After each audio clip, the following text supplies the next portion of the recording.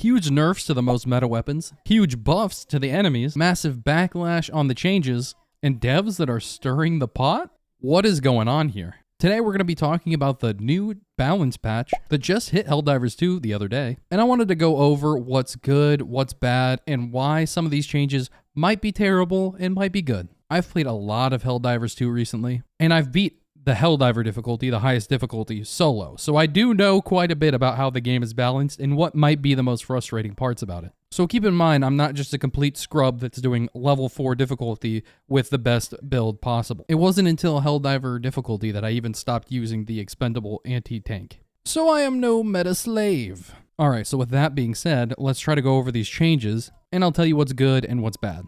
Also, side note before we begin, it's pretty funny that they decided to put out an entire blog post explaining this. If you have to defend your decisions, it probably wasn't the best decision possible. But I digress. First up, we have a major update. Planetary hazards are active. Many planets now have additional environmental challenges that will appear at random while you are deployed, from fire tornadoes to meteor showers and many more. I've played with this on, and I'm going to be honest with you, this has not really changed much. There was a meteor shower in one of my games, and not much really changed about it. I didn't even notice it, so I'm not sure if they're supposed to be targeted on your player or they're just randomly about the map. Either way, so far I haven't really noticed this being a big deal yet. Balancing the Eradicate missions. The Eradicate missions now require more kills and enemies spawn more often. Time to complete the mission was previously shorter than intended and should now usually take twice as long to complete. The Eradicate missions were the missions where you would have to kill a certain amount of enemies and then you would just extract immediately and leave. These were the infamous farmer missions where people would farm XP on them, and I assume they're just making it harder because this mission was super easy and was one of the #1 ways to not only collect samples, because you could do that too, but also just get free XP. Alright, now for the primary, secondary, and support weapons. The Breaker was nerfed. The Breaker was the meta primary weapon that everyone wanted you to use. They decreased magazine capacity from 16 to 13, increased recoil from 30 to 55. So almost a double increase in recoil. Technically it was a shotgun, so this makes sense. Although the decreased magazine capacity is pretty huge. Having 3 less bullets to use is noticeable to say the least. Next up is the railgun, another meta weapon. Decreased armor penetration in safe mode and decreased damage against durable enemy parts. So this means enemy armored parts, such as the charger's legs, the railgun will now do a lot less damage to that. People have complained about this a lot. I'll go over this a little bit more in my explanation section. You can skip to that part if you want, labeled below. But for now, we're just going to read over the patch notes. Alright, next up we have the flamethrower, increased damage per second by 50%. Wow, love this. As someone that comes from Risk of Rain 2, I wish the devs would take notes. Now we have the laser cannon, increased damage against durable enemy parts, increased armor penetration, and improved ergonomics. Woo! The laser cannon was kind of a meme weapon before now, so maybe it'll be slightly more viable. Alright, now we have the Punisher, increased total ammo capacity from 40 to 60, increased stagger force, increased damage from 40 to 45 per bullet. The Breaker Spray and Pray, increased armor penetration, increased fire rate from 300 to 330, increased number of pellets from 12 to 16 per shot, and decreased magazine size from 32 to 26. Even though a lot of other things have increased, if you decrease the magazine size of a weapon, that is a massive nerf. Even with the fire rate and pellets per shot increasing. Alright, now we have the Stratagems. Energy Shield Backpack, another meta weapon, or I guess shield in this case. Increased delay before recharging. I've heard that this takes it from 6 seconds to about 11 seconds. I'm not actually sure the number, but it seems to be about double. 380mm and 120mm orbital charges, increased duration of the bombardment, and decreased spread. And I'm not going to go through all the fixes because it's not really that important for most of them. However, we finally now have armor rating values working as intended. Bless the Lord, we're not all going to be running light armor for the rest of our lives. Okay, now let's talk about this blog post because this is huge. It's very rare that patches will come with an entire blog post explaining the changes. I'm guessing that they did expect quite a bit of backlash from this patch. And it's probably not because they initially thought that this was a bad idea and they just went through with it anyway. I think this is mainly because the community up to this patch was worried that they might nerf some of the good weapons. This is somewhat confirmed in the blog post itself with the person writing, "I have since the game release seen many who would say don't nerf, only buff," and similar ideas. Which leads me to believe that yes, they did actually see many people say, don't nerf this stuff, please buff the other things to make them comparable with what we already have. Obviously, when this dropped, nobody was pleased by having their meta kit nerfed into the ground. Again, I'll explain more about why it was nerfed into the ground later in the explanation part, but right now I'm just going to talk about the blog post. Alright, so let me read this to you like you are a small child, sitting down Indian style in front of my rocking chair. By the way, this post was written by Patrick Lasota, the designer on the first Helldivers and currently head of product testing at Arrowhead. First, I'd like to speak to the general power of primary weapons. Many have commented that they aren't powerful enough and are unable to deal with all the enemies, either by the amount of ammunition required or their raw DPS. This is very much intentional. You need to rely on your stratagems and the stratagems of your team to deal with all the enemies effectively, either by Eagle airstrikes, orbitals, support weapons, or turrets. Some of your loadout size team should be tailoring their loadout to killing the weaker stuff more efficiently. This doesn't mean that your primary weapon shouldn't feel good to use, but please understand that it is primary only in the sense that it's something you always spawn with. Nerfs and fantasy. I have since the game release seen many who would say don't nerf, only buff, and other similar ideas. However, as a designer, I can tell you this is not a great idea, but I understand where the sentiment comes from. All too often in the games industry, the core fantasy and what makes a weapon feel good and fun is ignored for the sake of balance. I believe players are scared of nerfs because it will ruin the fantasy of a weapon, ruin their fun. It is extra important to us to tread carefully so that we don't ruin fantasy and fun when we do nerfs. We hope you, our players, will tell us when we cross that line inadvertently. Let's take a closer look at the changes we have made for this balance patch. The SG-225 Breaker. The Breaker was quickly pinned down as the meta weapon, vastly overperforming other weapons and being the best choice for all Helldivers, at least if YouTube is to be believed. Side note, YouTube is to be believed, especially mine. Helldivers veterans will remember the Breaker from the first game and how powerful it was, something we have made an effort to mimic in this game as well. When we looked at the Breaker and the data we have on its usage, it painted a picture of a well-liked weapon that was great at killing chaff and generally had a few more kills than other weapons. It was, however, not necessarily better at making you succeed in a mission, and no real damage nerfs were warranted. The calculated total damage per magazine was quite high compared to other weapons, however, and something that could be reined in while reinforcing the intended fantasy. The fantasy of the Breaker is a powerful automatic shotgun that bucks wildly as you hose down targets in front of you. It should be deadly up close with high DPS, and its main drawback should be ammunition management and pacing your fire so as to not overshoot a target. To that end, we have lowered the amount of shells in each magazine and increased the recoil. The SG-8 Punisher. The Punisher is a powerful pump shotgun that should hit hard but be limited by its slow reload and fire rate. Its rounds reload allows you to have it constantly topped up and makes the ammunition efficiency fantastic. Unfortunately, the Punisher had a bug with only half ammo being picked up each time you picked up ammunition, making its supposed great ammunition economy quite poor instead.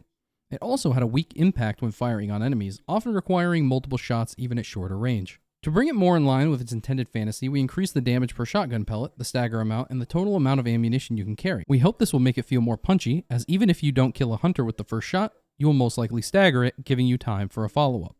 The SG-225 SP Breaker, Spray and Pray. The Breaker SMP was intended to be an even wilder, more point-and-destroy version of the regular Breaker, something where pacing yourself would be even harder. A shotgun that requires you to get closer, but in comparison have a higher damage potential once up close. As many players commented, however, it was mostly good for tickling anything larger than a scavenger. To bring it closer to the fantasy, we increased its armor penetration, increases fire rate from 300 RPM to 330 RPM, and increased the amount of shotgun pellets in each shot from 12 to 16. To compensate for this additional firepower, we reined in the magazine capacity from 32 to 26 as to not make it outshine the regular Breaker too much in the ammunition economy department. Railgun, another one of the current meta weapons, enforced by its convenience and efficiency. The Railgun is really intended to be a high-powered anti-tank sniper rifle, requiring both timing with the unsafe fire mode and accuracy with where you hit the enemy. It was vastly overperforming in how safe it was to use and how convenient it was, not requiring a backpack or assistance to be effective, and not requiring risk to take out even larger armored targets. To that end, we have changed it so that the safe mode is capable of penetrating medium armor, such as automaton scout walkers, but not more heavily armored enemies like chargers and biotitans. For those targets, you now must run it in unsafe mode and overcharge it. In addition, we reined in the railgun's ability to damage massive body parts, meaning to get any real efficiency out of it, you must score hits on heads and other weak points. We are aware it rose to prominence as part of other anti-tank weapons not being as convenient or efficient in comparison. We are monitoring the situation closely and will adjust more based on how this change plays out. Flamethrower. The flamethrower is really the embodiment of stepping into a queen's lair and torching all her eggs as done by a badass action heroine. It should be powerful up close and inconvenience to enemies that are lit on fire or want to walk through the fire in flames. As many have commented, the flamer has felt a little too anemic.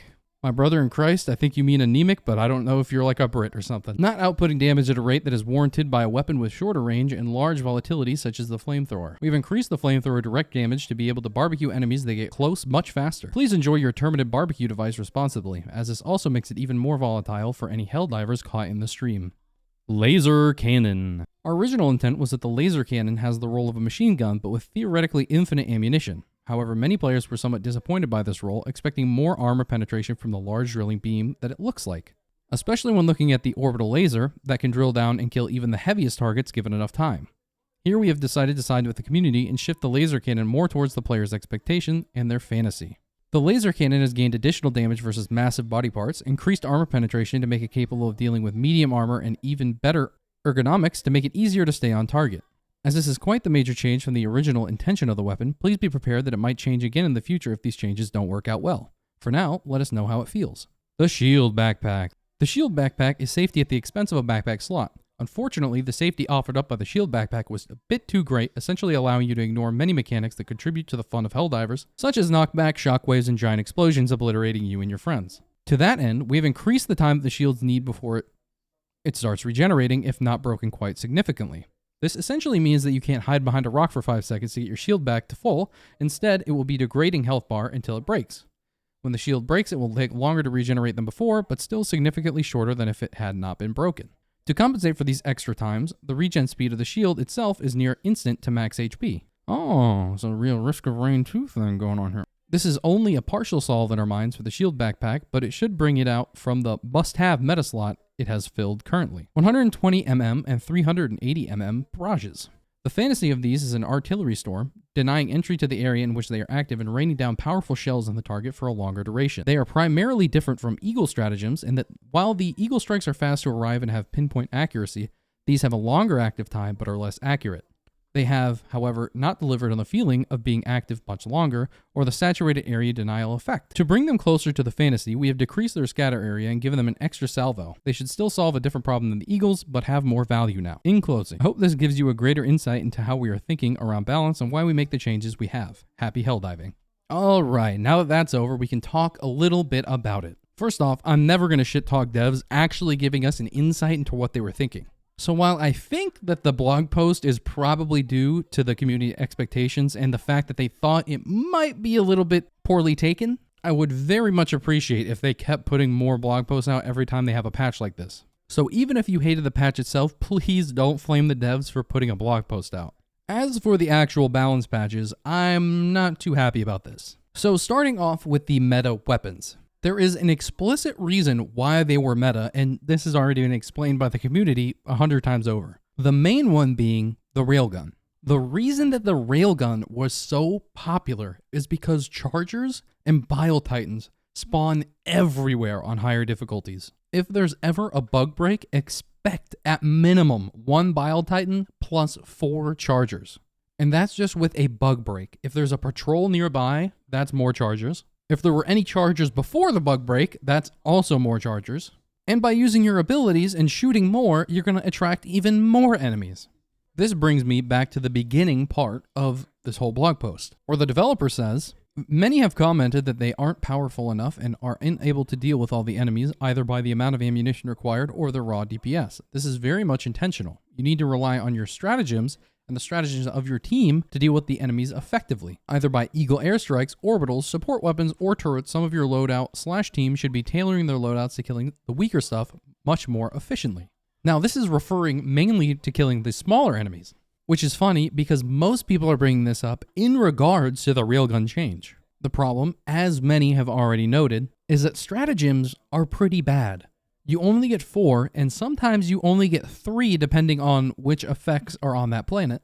And speaking of effects, there are tons of effects that affect stratagems. You have the increased cooldown, 100% increased cooldown. You have the increased call-in time, and you also have one that will randomly select one of your stratagems. Personally, I think the most egregious of these is the one that takes double the time to call down. because it's already hard enough to time where you're going to throw down your bombs, especially for enemies like Bile Titans, where it will take multiple stratagems to kill them, or for chargers, which, as the name implies, will charge you, meaning that even if you didn't have the increased cooldown time, you would probably miss them with your stratagem. As for dealing with smaller enemies, there really isn't a problem dealing with smaller enemies. Almost all of the enemies that people are having trouble dealing with are not smaller enemies, they're armored enemies. Sure, hunters are annoying when they jump on you and slow you, but they're only annoying because you're dealing with chargers and Bile Titans while the hunters are jumping on you. Hunters alone are not the annoying part. Personally, even though I really like the game and I enjoy it a lot, as I've gone into higher difficulties, especially when I play solo, I get incredibly mauled at this game. I am yelling curses at the devs. I'm hoping they choke on their food because it seems like as soon as a single bug breach happens, it's over. It's infinite enemies and there's infinite chargers, infinite Bile Titans. And as much as I'd like to fight some of these and use my stratagems, most of the time, if I use all of my stratagems, all of my weapons, and kill 1 to 2 Bile Titans, a couple chargers, guess what? Coming over the hill, there's more chargers, there's more Bile Titans, there's more enemies. The only real solution is to run as far as you can and hope you can break line of sight so that they stop coming after you. And if you're on an objective when this happens, that means you have to run away, loop all the way around, try to avoid the enemies, and then when you get back onto the objective, you have to kill as many enemies as quickly as possible to hopefully not get another bug breach, which just repeats the whole process again. The reason people were using the railgun was because it gave them a way of dealing with chargers, even in their large numbers. No other weapon, recoilless, expendable anti-tank, nothing else came close. Now, personally, I was thinking about switching to the autocannon anyway, because I think you can two-shot the chargers with an autocannon to the back of their legs, and the autocannon makes it a lot easier to kill Bug's Nest and do optional objectives. A lot of optional objectives can be done by using the autocannon and just destroying them. So I've been trying to figure out how I was going to switch to it anyway. The problem is the autocannon takes up a backpack slot, which leads me into the next point, the shield generator being nerfed. Again, the reason the shield generator was so meta and so powerful was because there's nothing else that really helps you like it. As I've already said, hunters aren't actually that annoying unless you're also dealing with other enemies that you can't deal with on top of them. If I've got 2 to 3 chargers charging at me and I have to dodge those, and then I also have to dodge hunters, it's impossible. I'm going to die guaranteed. The hunters are going to jump on me, slow me, then a charger's going to smack me, and I'm either going to go flying across the map or I'm going to die. The power from the shield generator didn't come from blocking damage, but came from blocking the effects that you would take whenever you would get hit. So if you were going to get shot by a rocket, you wouldn't be thrown halfway across the map. If you were hit by a hunter, you wouldn't be slowed like you normally would be. And if you were hit by a charger, you wouldn't get flown halfway across the map. Now, the shield gen change isn't that big of a deal, honestly, since it still will protect you against these things, and all they've decreased was the regen time. So I don't think that necessarily the shield nerf was that bad, it's just kind of everything surrounding it. The breaker nerf is sad, you miss the 3 extra bullets a lot, but I still think it's probably the best weapon right now. Maybe other people will try other things, but so far I haven't found another weapon that's as good, so I'm going to stick with that one. The main benefit of the breaker in the first place was, again, killing those hunters as quick as possible. That way you can deal with the main threat, the chargers and the Bile Titans. I'm talking about the bugs a lot here, but it's the same thing with the automatons. And also, here's a secret hidden thing about the patch that I've heard.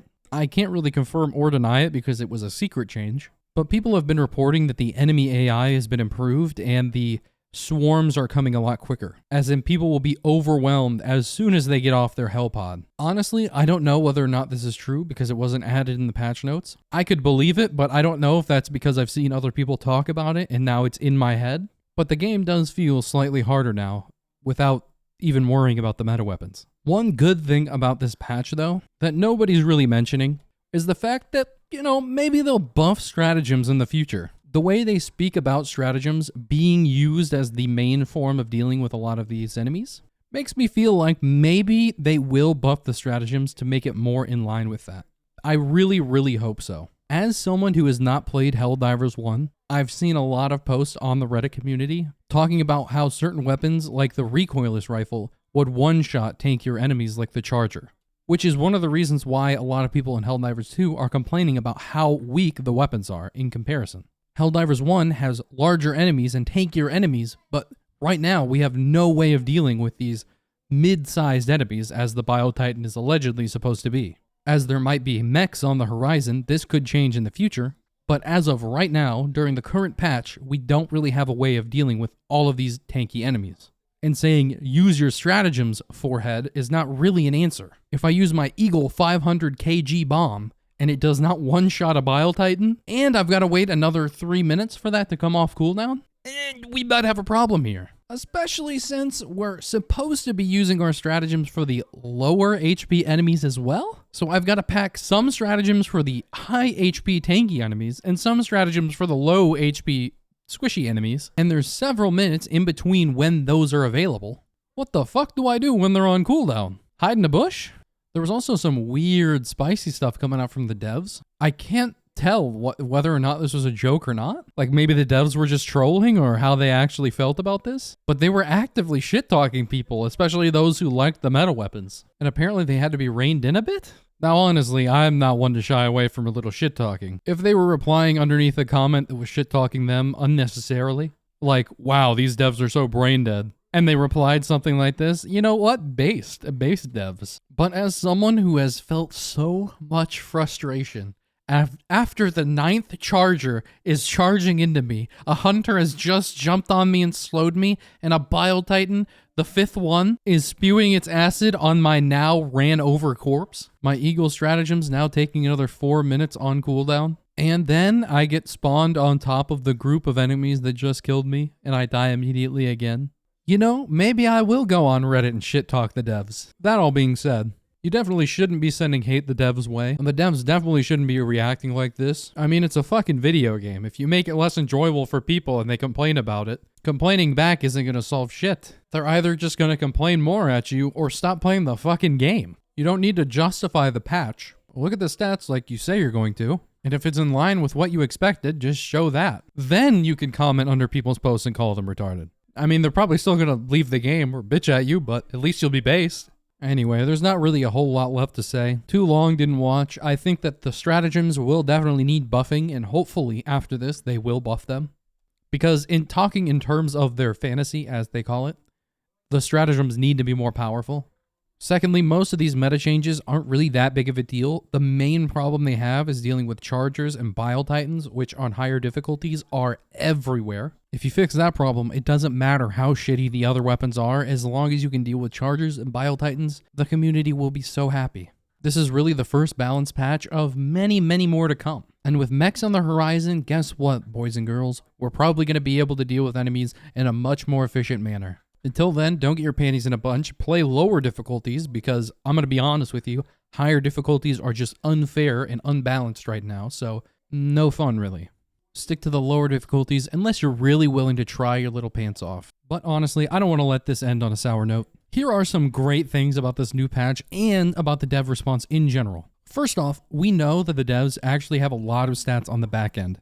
Now, a lot of games have this where they can see how the game is going, what the best items are, what the best characters are. This is par for the course in a lot of modern games. In a game like Helldivers 2, I assume that the stats are even more pumped to the max. This has been confirmed a few times by some developer Twitter posts I've seen, where they've talked about the fact that the Breaker isn't actually the most successful weapon in all of the weapons. There are other weapons that have higher extraction rates, for example. So what does that mean? That means in the future, as more and more data becomes available, they'll be able to balance things even better. And as the devs have already pointed out, the game has only been out for a single month, so quit your treasonous statements. The second great thing about this patch is that not only is the flamethrower better, but the laser cannon, the thing with infinite ammo, is better. Obviously, this means you can't bring in the autocannon, so I don't know how I feel about it yet, but the laser cannon is really, really good. Try it out. Especially on any map that has the cold effect. That makes it even better. Secondly, get out there and liberate Tien Quan. I need those mech suits, and I swear to God, if we don't get it because you're not following this major order and you're on Reddit bitching instead, I'm going to come to your house, give you a taste of freedom and some liberty. And if you need a reminder of why this game is so great, you can go check out my other video that I did the other day. Why this game needed no marketing. Free plug here. Go watch that and become indoctrinated again. Any deviation in attention will be considered treason. Swagmoney69 signing out. So I actually had this video to release today, but there was a lot of new things that happened. First off, we have exosuits now. Congratulations, everybody. Good job spreading managed democracy, Helldivers. Right now, you can use an exosuit for free, even if you haven't already met the level 25 minimum mark. So shout out Joel for that one. The exosuits are pretty good, and I managed to snipe a spore spawner, one of the side objectives that creates this weird fog. I could blow that up from afar using my exosuit. It's super powerful, and you can melt elites very quickly with the exosuit. The only downside to the exosuit is it doesn't seem like you can resupply in any way, so the ammo that you have when it spawns is the ammo you're gonna have. So be mindful in wasting all that ammo blowing up small things with your rockets. Second up, we have a big dev apology. Evil Bose, one of the ones who was kind of spreading not managed democracy, had a little talk with their democracy officer and apologized and said they acted like an ass. Don't worry, buddy, you don't have to apologize. I know how it feels to read a couple dumb comments, so I can only imagine what it feels like to read millions of dumb comments. Next up, there is confirmation that there was a change in the spawn rates and other hidden changes that weren't in the patch notes. Now, for those of you who are wondering why there are parts of the patch that aren't in the patch notes, part of the thing that the devs want to do is have these hidden changes that players will actually have to find in the game. To me, that's very interesting, and I like that a lot. As long as they make sure to not change random values on weapons, like say give the breaker 50% less damage, and then not add that to a patch note, that's a little annoying. I wouldn't like that. But adding new objects like the exosuits and whatever, that's pretty interesting to see. I don't mind that being hidden from the patch notes. But speaking on what was hidden in the patch notes, they did in fact increase the spawn rates of enemies, and some elite enemies' health pools were larger. They're going to be rolling them back a little bit to make it a little bit easier to deal with, because it was kind of insane the last couple days. They also note that they forgot to mention that the EAT and recoilless rifle no longer suffer from a 50% damage decrease when hitting an armored enemy at a glance angle that deflects a shot. AKA, even if you don't have the most well-placed shot, it still will do a lot more damage. And with the upcoming changes to reduce enemy spawn rates, we're going to have a lot less elite enemies spawning. Woohoo! So long story short, this is basically going to fix what the community was complaining about, where there are too many chargers and bile titans around, which makes the game impossible. Good to know that the devs are listening and they're actively trying to improve the game. Thank you, devs. Kiss, kiss.